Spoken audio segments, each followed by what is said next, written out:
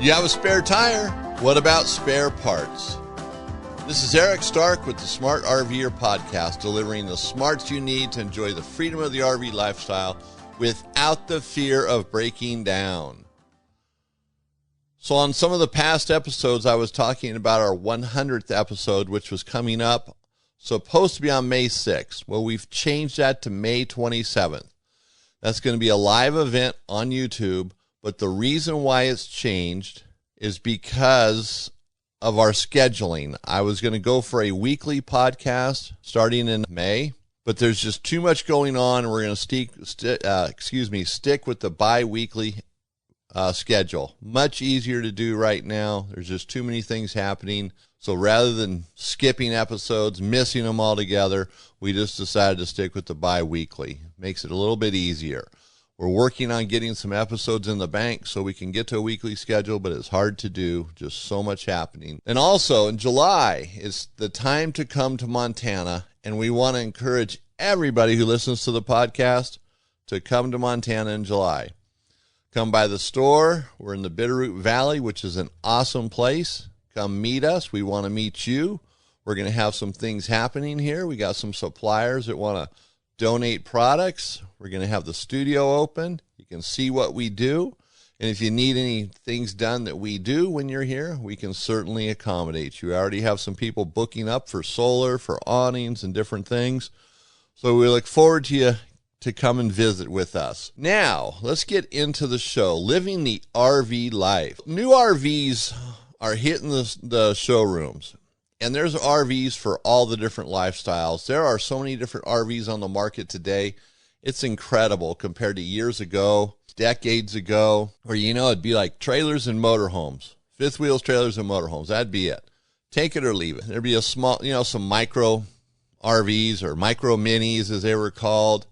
But today, have you gone out and looked at new RVs? And now I'm not advocating to go buy a new RV. If you like your RV and everything's working on it, stick with it. But if you go look, ask yourself, are the new RVs impressive or unimpressive? And there's a reason why I asked that question, and we're going to get to that in a moment. See, your new RVs, they come ready for, the modern society. They have USB ports on them. They're solar ready. Well, solar ready is kind of a loose term. Some of them do come with solar panels on them. It's a 100-watt panel in a lot of cases.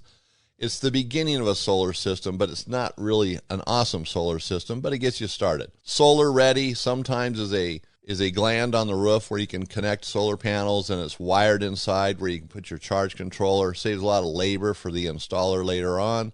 Some of them just come with a port on the side of the RV designed for solar, portable solar. So if you go to a dealership and you're talking solar, or they're talking solar, you figure out what it is, if that's what you, or how they've done it, if that's what you need or not. If you want solar on the roof and they've just got a port on the side of the RV, that might not be the solution for you. So double check that. Don't just take their word for it. And I've seen solar ready claims on RVs where solar ready doesn't always mean solar ready. It's kind of ready. And some of the places where they put the charge controller is absolutely ridiculous. In order to make it easier for them, I've seen it in compartments where you have to stick your head in there with a flashlight to actually read the charge controller. It's not always that great, so be aware of that. But they have central console systems that look like an iPad, like Jayco Command. I forget the other one that's pretty popular. So it's a command center, basically. And, you tap on the screen and you get it to do what you want it to do. Open up your slide outs, turn on the furnace, turn on the AC, bring out the awning. And then, generally you can connect that with an app to your smartphone so you can do it anywhere. Multi-zone air conditioning systems. I mean, new RVs are just packed with electronics. They're getting friendlier towards computers in an RV, whether it's a laptop. They're trying to be a little more office-oriented, if you will. There's even electric RVs out now. Thor and Winnebago have a Class B, and, they sound pretty impressive. Maybe 300 miles on a charge. I forget all the details on that. I'm not sure if it's level 1, level 2, or Tesla type charging systems, which there's a variable there. Level 1's 110 volt, level 2's 220, and Tesla is 440. So it's going to charge up them batteries in no time. So with all the electronics like the touchpad, that's in the center of the RV or wherever it's at, but it controls the RV. Is that cool? Is that impressive? Or is it unimpressive? My vote is it's unimpressive. At first glance, it seems pretty cool, but from a repair perspective, is it cool? Is that thing always going to work? And when it fails, what's going to happen? Now, just so you know, I've called several RV manufacturers this week trying to get answers on that. Not one person had an answer, and I've got no return phone calls. And that's scary. So I'm a little concerned about that. If they're not going to return my phone calls, and yeah, granted, I'm not, some big hotshot here in the podcast world for RVs, but they don't know if I'm a consumer or not, and they wouldn't return my phone calls. And talking to the people there, some of them didn't even know their RVs had it on it. They're like, huh? What? What's that? And so it makes me wonder if that touchpad fails, it looks like your iPad. If it fails, what happens on your trip? Is there a way to override the systems? Can you still bring your slide outs in? I would imagine, and I haven't talked to any technicians about this that are familiar with it. It's still newer technology, and it's something we don't deal with here. So, it's not in my wheelhouse per se, but trying to learn about it is kind of interesting. But electronics in general, if you buy an RV that's jam-packed with electronics, do you think the dealership where you bought it from is going to be able to take care of all your problems? Probably not. So you have to be aware of that. So think about it. The electronics in the RV industry are fairly new. I mean, Bluetooth, they've just kind of got that figured out. It takes them a long time to get this stuff dialed in. It's not like a car manufacturer where when they put Bluetooth in a car, it's going to work. When they, do stuff like that in a car, it works. When they do it in a jet, it works. But in RVs, it takes a while. And I'm always a little leery of the apps.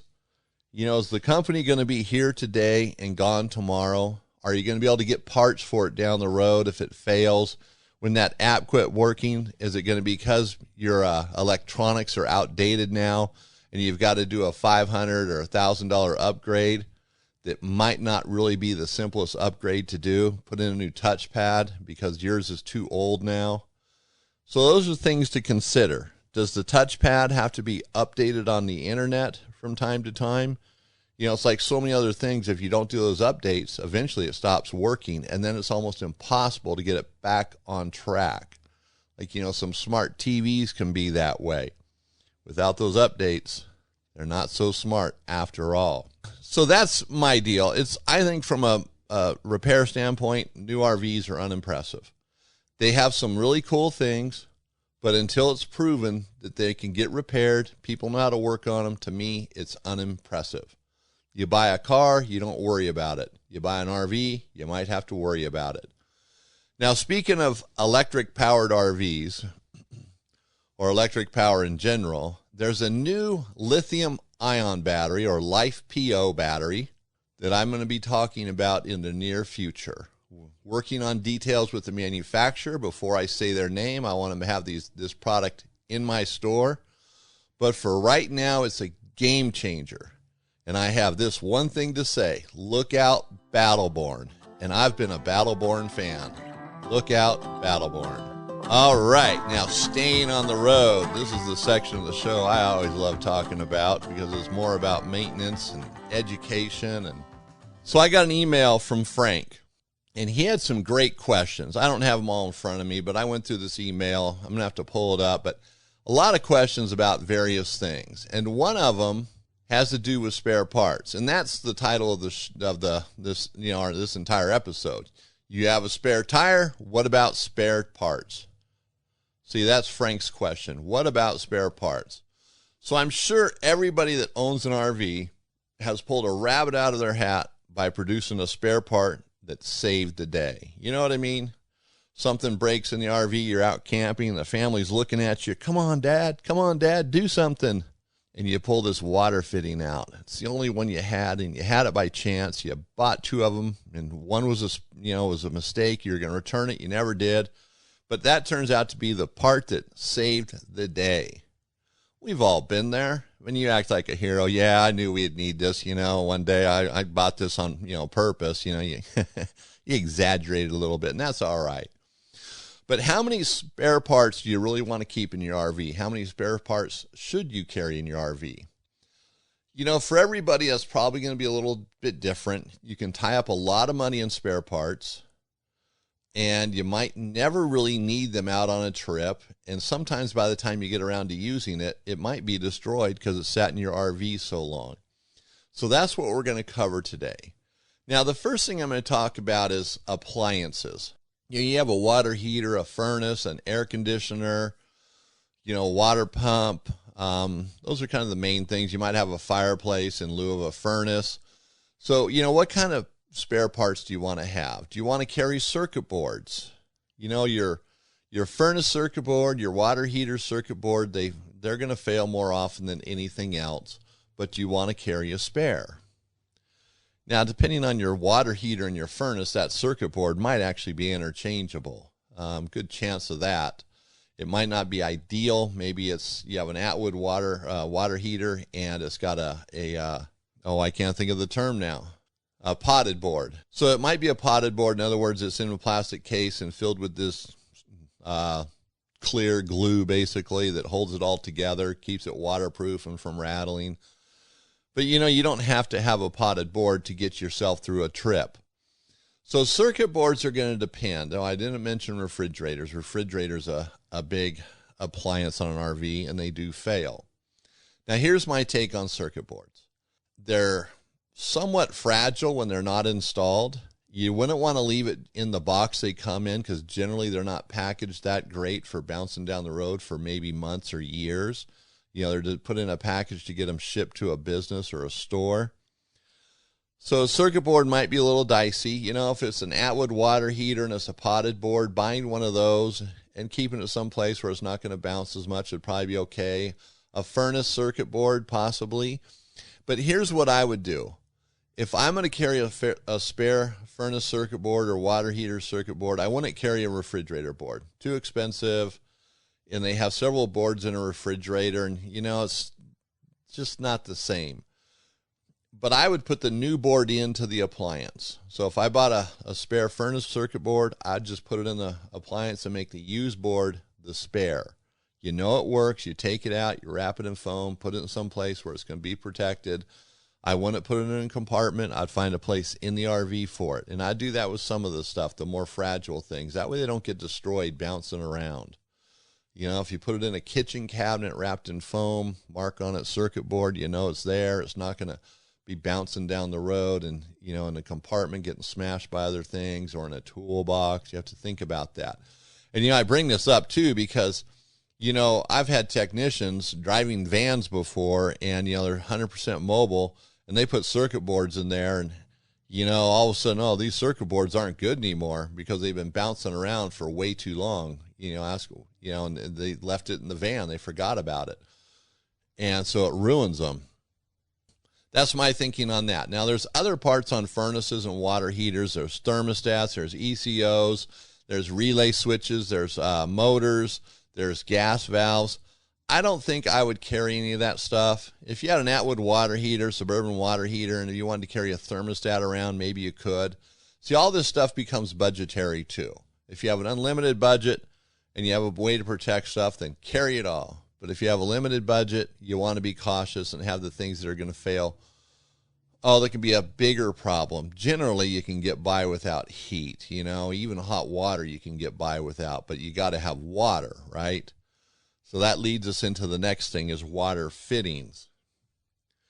Most RVs have PEX in them, and they have a PEX type fitting. And some of the RVs, they have like a line that's pre-made. It comes from the factory, and it might have a 1/2-inch pipe thread or female pipe thread on each end. And then the line might be 3/8. Sometimes it's 1/4 inch. You might not be able to find a line like that. I mean, I have a hard time finding some of that stuff. It's all OEM driven. In other words, the manufacturer's buying those things and putting them on. They're pre-made. But you can replace that. You can swap that out with a PEX tubing and fittings, flaret fittings, for example, if you wanted to. And that's what most people end up doing. So you look at your water system, and you're going to determine what size water lines you have, what size would be a replacement for it. You know, quite often it's just the same for same. You have 3/8 and 1/2 inch and 3/4, but you might have some 1/4 inch in there, or an odd metric size. But the threaded portion of it's the same as like what a flare-it fitting would be. And you know, I'm kind of pro flare-it fittings. They work in all circumstances. There are times where a C-Tech fitting, which the PEX tubing pushes into, similar to a shark bite, except it's all plastic and not part brass, and a lot cheaper. You know, it'll push in, and for tight places that might be easier.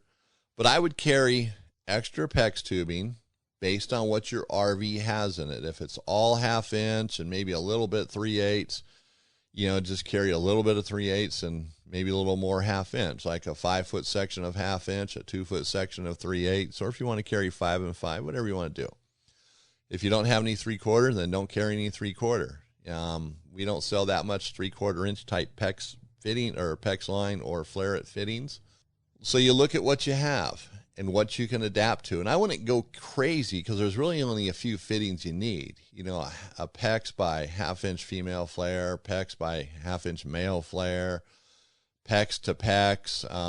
You know, you get the picture here, a couple 90s, and that's what I just mentioned. There's not a lot you have to carry. And if you look at your RV, you'll see that, like your toilet has a 1/2 inch pipe thread on it. Your faucets are 1/2 inch pipe thread. You know, your water pump's 1/2 inch pipe thread. Some of them are barbed, but most of them are 1/2 inch pipe thread. So it makes it a little bit easier, and it doesn't take that long to really look and see what you have. Maybe snap some pictures of each thing, spread them out on your phone or your computer or your tablet, and see what you got, and then buy accordingly. I've been asked to do this, and haven't done it, but I want to put together a kit for, you know, water repair fittings, an emergency kit. It's in the works at some level. Like I said, we have so much going on all the time. It's just crazy how busy we are with so many different things. We're not your typical RV store, that's for sure. So your air conditioner, I wouldn't even worry about that. I wouldn't carry anything for that unless you have an air conditioner that always has something going bad on it that you need to constantly replace a part on it. You know, otherwise I wouldn't even worry about it. A water pump, I wouldn't carry anything for a water pump. I wouldn't carry a spare water pump. Water pumps can last a long time. Now, if you're out dry camping a lot and you're really concerned about it, a spare water pump would be okay, but I would put I don't know, maybe I'd just put the new one leave it in the box, put it away, and leave the old one in there, and just let it die. But it could be years before that water pump gets used, or you have to replace it. So I would maybe not, I personally wouldn't carry a spare water pump. In fact, a lot of the stuff I say that is because it's what I would or wouldn't do. And, you know, remember, I get this stuff cheaper than you get it for, and I still wouldn't carry it. You know, faucets, I wouldn't carry a spare faucet. I wouldn't carry spare parts for a faucet. If it dies, breaks, or whatever, if you have the right fittings on board, you can get by without a faucet. You know, you can bypass it, cap off the line, plug off the line. You can do whatever and get by without a faucet for a weekend or something like that. Then if there's an RV parts store nearby and you feel like tackling it while you're out on your trip, then you can go buy a faucet. It's not a big deal. They're going to be the same price at most RV stores. I know some are just absolute bandits when it comes to some of this stuff. Like there's a store near us about 35 miles away that is 3 to 4 times higher in prices than everybody else. But that's besides the point. But even if you have to overpay out on the road, sometimes it's better than carrying one. It's just bouncing around in your RV, you know. And that's the big thing, is just bouncing around in an RV. Then how many parts do you need? Do you have a spare faucet for your house? Probably not. You need to just think about what you want to carry and how much. So right now we're at maybe a circuit board for a water heater and furnace, some PEX tubing and flare-it fittings. Now let's talk about LP hoses and regulators. You know, if you have an auto changeover regulator, the 2 hoses that go to that are the ones that fail the most. Out of anything on your RV, those are going to be the culprits. You know, a lot of RVs, newer ones, come with rubber propane hoses on them, going right to the refrigerator and other appliances. They're installed in such a way it can be a nightmare to replace, but that's the way it is. But I wouldn't carry those as spares, even though it's not that far-fetched of a hose. It's probably going to last a lot longer because it's covered, it's out of sight. Generally it's concealed, so it's not going to be exposed to the elements as much as a propane hose that's attached to a regulator. So the two hoses that are on the regulator, the auto changeover regulator, I would carry spare ones of those. And I would leave the new ones in the RV, leave the old ones on the regulator because they smell like propane. Once you take them off, you'll always be smelling that. The new ones don't smell like propane. But just make sure you buy the right ones. And the big difference is not the fitting that goes on the tank. It's the fitting that goes in the regulator. Most auto changeover regulators have a adapter in them that goes from 1/4-inch male pipe thread to 1/4-inch inverted flare. So you got to make sure that your propane hoses either have 1/4-inch pipe thread on the end of it or 1/4-inch inverted flare. Okay? So you have to remember that. The inverted flare, if you buy the hose with the inverted flare, you got to make sure your regulator has that. If you bought hoses with a 1/4-inch male pipe thread, you could take out that adapter fitting and just screw the line right into your regulator. So there's some workarounds, but it's just easier to buy the right hose. So after you buy them, match them up and make sure. And I wouldn't carry a spare regulator. I know when it fails, it can ruin the trip because now you have no propane. But, it's another thing that's going to bounce around. It's probably going to get dirty, unless you can wrap that baby up and keep it in the RV, someplace. You don't want it filling with dirt. You don't want it to get wet, things like that. You don't want it to get smashed. You want it to just sit someplace and ride like an egg would. You don't want to, they're a little fragile. A lot of the stuff's fragile until it's hooked up. You could carry one. It might be worth it, might not. They do fail. It seems like they fail more these days than they did years ago. I remember, 30 years ago, well, heck, every now and then we get someone walks in with a regulator that's 30 years old. But we get more people walking with regulators that are 5 years old. But there is there are several cheap brands out there that the OEMs use, the manufacturers use. That's up to you. That's up to your budget. But I'd carry the LP hoses that go from the tank to the regulator. Now, you have drains in the RV, that go to the sink and such. I wouldn't even mess with that. Light bulbs, I'd carry maybe a couple of your common light bulbs unless you have LEDs. If you have LEDs, I wouldn't carry any spares. Wait until one goes out. They, go for 10,000 hours. You're probably not going to have to replace one unless it just fails, just prematurely, and that's fine. But I wouldn't carry spare bulbs for LEDs. I'd carry spare light bulbs if you have incandescent light bulbs like 1141s, 1076s. I would carry, a couple of each, 921. Some of your basic bulbs are not too expensive. They can bounce around a little bit. So that makes it easy. I wouldn't carry spare light fixtures. They generally don't fail too often. If you have fluorescent tubes in your RV, fluorescent lights, I'd maybe carry one tube, maybe, but I'd probably just wait for those to fail because those go for a long time. Sometimes you carry these spare parts and they're sitting in your RV forever. Then if you forget you have them and you don't rotate them through the system, then they sit there even longer. Like if you have spare light bulbs, use the spares and just replace the spares. Same with propane hoses, things like that. Don't buy new ones and just leave your spare ones there. Use the spares up first. It's kind of like if you're doing food storage, you rotate the older food out. Keep the fresh food in stock. Okay, wheel bearings, hubs, drums, leaf springs, things like that. Entirely up to you. I would recommend carrying at least one set of wheel bearings and grease seal, so you have that in case you have a problem out on the road. At least you can get one wheel going and you might have a good set of bearings without having to take the others apart. You got the numbers off them. At least one set. 2 sets would probably be more ideal, just in case. If one bearing goes bad, your other 2 or your other wheel or other 3 wheels might have the same problem going on. Hubs and drums, if you have a smaller trailer and it doesn't have a drum on it, it's not a drum brake system, I'd maybe carry one hub. Drums, I wouldn't carry drums. I would just stay on top of the wheel bearings and make sure they're greased and they're tightened properly. Leaf springs, I would definitely carry a spare leaf spring. They break. trailers aren't rated properly, smaller leaf springs are put on, things happen. And leaf springs, you're not just going to walk into the store and buy a leaf spring in a lot of areas. You're going to be stuck. They're going to have to order it. Having one leaf spring can make or break the day. And then the hangers that attach to the leaf springs also would be great. Spare tire, I'd have at least one good spare tire. Remember, the spare tire ages. So if it's 5 years old and never been used, it's bad. Whether you like it or not, that tire is bad. I have a tire. Actually, I did an episode, a deal on YouTube. No, it was a podcast episode about tires. And brand new spare tire just blew out on the spare tire carrier. It was 5 years old or 7 years old, 7 years old. And it looked brand new, never touched the pavement. So spare tires. Small hardware parts, drawers, cabinets, things like that. That's up to you. There's a lot of plastic parts that are inexpensive. You can carry them. Sometimes when a drawer, won't stay closed, traveling can become a nightmare. Or a cabinet door won't stay shut. So I would look and see what you have and maybe just buy one of those parts. Depends, on your budget again. If a drawer cabinet, things like that, a tie back for any rolling doors you have or sliding doors. Those tie backs break and that can become a problem. Having a spare one of those would be good.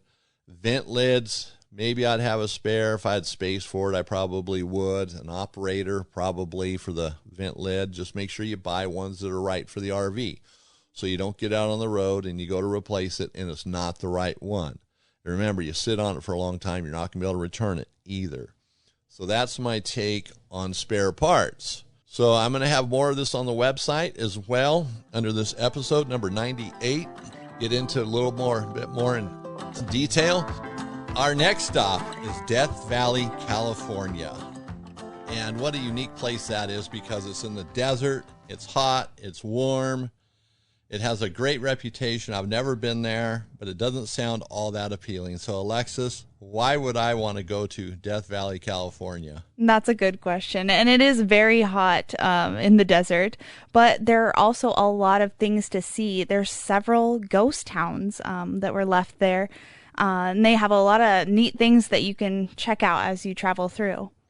Okay, very good. And by the way, Alexis is our local RV guru on destinations, so she knows them all inside and out.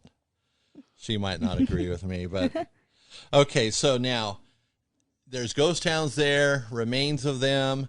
So were there any of these ghost towns that would really stand out as like back in the day being like major towns or?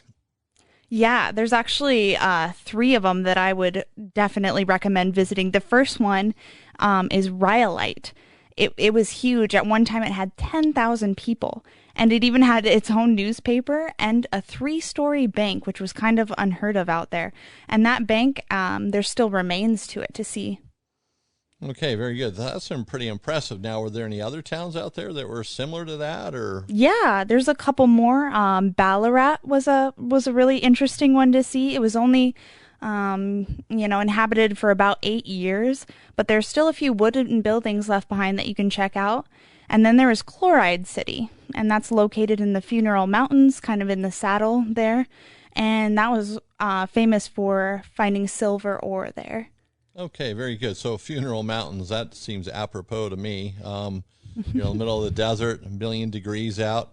And, you think about that Rhyolite ghost town, having a 3-story bank, 10,000 people living in the middle of the desert like that. And Death Valley is known for how harsh it is. Man, there must have been something really drawing the people there. Obviously, it was mining, but still, nonetheless, that's a big thing to overcome. So besides the towns, the ghost towns that are there, what else is there to see? Yeah, there's some other interesting things. For one, there's a castle in the middle of the desert. It's called Scotty's Castle. And the architecture inside was inspired by many Mediterranean styles. It's right in the heart of Death Valley. It's kind of known around there. So if you ask a local, they'll help you be able to find it. So you can check it out. Yeah, I've heard of Scotty's Castle. I've seen a couple pictures of it. Nothing really like a postcard type picture, but it's always intrigued me a little bit and why it was there. That's interesting. But, if you tell everybody you're looking for it, then they know you're a visitor.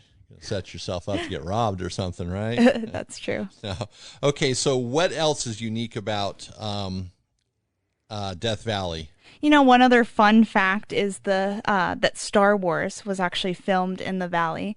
There's several scenes that if you are a movie lover, you'll recognize in the background. So you can kind of go into this trip with that in mind and just enjoy seeing where Star Wars was filmed. Well, that's pretty cool. Now, would you recommend dressing up as Captain Kirk or whatever if you're going to go visit Death Valley? That might not be the best. All right. So if you're a Trekkie fan, you might want to leave your gear at home. That's right. Maybe, what are those things called? The lightsaber? No, the little monitor he had when he landed on a new planet, Captain Kirk and them. I forget what it's called. I don't remember. Make sure that it's safe to be there. All right. So anyway, you probably want to leave that at home too. Now, what about food? There's got to be food there. Yeah. There's a really good saloon. It's called the Last Kind Word Saloon. It's right in the heart of the desert. There's also Roaming Dog Kitchen, which isn't too far away. It's in Ridgecrest. And then there's Scion Flavor, which is a Thai place in the same town, Ridgecrest. Okay, very good. Yeah, Ridgecrest. I know where that's at. This isn't too far. Now, Last Kind Word Saloon. Just gotta love those names. You know, it's just, I wonder how many gunfights took place back in the day because of the last kind word someone had to say. All right, now since we're RVers, where are we going to park our RV at for the night or for the week or weekend? You know, there's a couple options. You can stay right in the park at Mesquite Springs. That has some good amenities. There's also Furnace Creek. That's quite a large one, so you should be able to find a spot. And if you want to stay just a little bit outside the actual national park, there's also Desert Empire RV Park, which is a nice one. Okay, very good. So there's RV parks there, and I'm sure you can tent camp there and kind of do what you want to do. But if you have an RV, there's definitely some places to stay. Now, would you recommend somebody calling ahead just to be sure that they'd have available spaces? Yeah, I absolutely would. Each one of those has a website, so if you want to just type it in, get the number, I would definitely call ahead. Okay, perfect. Now, I'm thinking I'd like to go in there in the middle of summer. Would that be the best time to visit? You know, if you're going to go to Death Valley in the middle of the summer, you're probably going to be kind of miserable. I would recommend maybe going in the winter.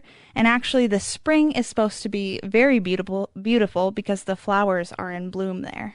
Well, that's true. The desert in the springtime is really an awesome sight to see. All right, perfect. So that's Death Valley, California, and with our local expert, Alexis, explaining us what to see or what there is to see there.